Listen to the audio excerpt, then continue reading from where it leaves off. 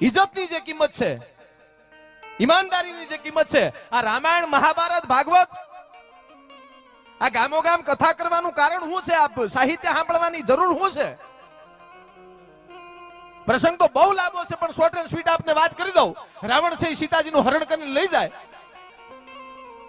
પ્રભુ રામ, લક્ષ્મણજી અને હનુમાન ધીરે ધીરે ધીરે ધીરે ધીરે જેને કહેવાય સીતાજીની શોધમાં નીકળ્યા.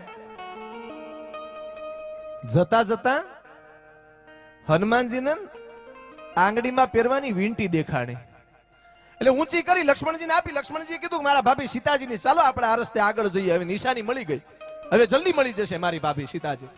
થોડા આગળ નીકળ્યા, હાથમાં પહેરવાનું કઈક દોરા જેવું મળ્યું. હનુમાનજીએ લીધું, લક્ષ્મણજીને આપ્યું. જુવન, હા 100% આ જ માર્ગ બરોબર છે, મારા ભાભી સીતાજી આ માર્ગે જ ગયા હોવા જોઈએ.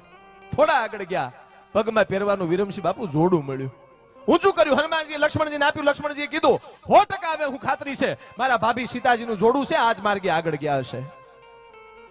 જતા જતા જતા બેન નાકમાં પહેરવાની નથ મળી, સુની મળી નાકમાં પહેરવાની. હનુમાનજી ઊંચી કરી લક્ષ્મણજીને આપી. 1 મિનિટ 2 મિનિટ 3 મિનિટ જોયું.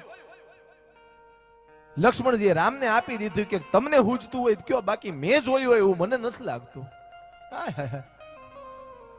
રામ જોવે છે ને તરત કહી દીધું, લખન ભાઈ તારા ભાભીના પગના જોડા સુધી ઓળખી ગયો, હાથના દોરા ઓળખી ગયો, આંગળીની વીંટી ઓળખી ગયો, એક તારી ભાભીની નાકની નથ નો ઓળખી શક્યો? સાંભળજો સાહેબ, એમને રઘુકુલ રીત સદા ચલી આવી, પ્રાણ જાય પણ વચન ન જાય, એમને નથી કહેવાતું. એ વખતે શેષ નાગનો અવતાર લક્ષ્મણજી મહારાજ બોલ્યો તો, પ્રભુ રામ જનક રાજાના આંગણેથી આપ સ્વયંવરમાં સીતાજીને લઈને આવ્યા અને જંગલમાંથી રાવણ ઉપાડીને લઈ ગયો.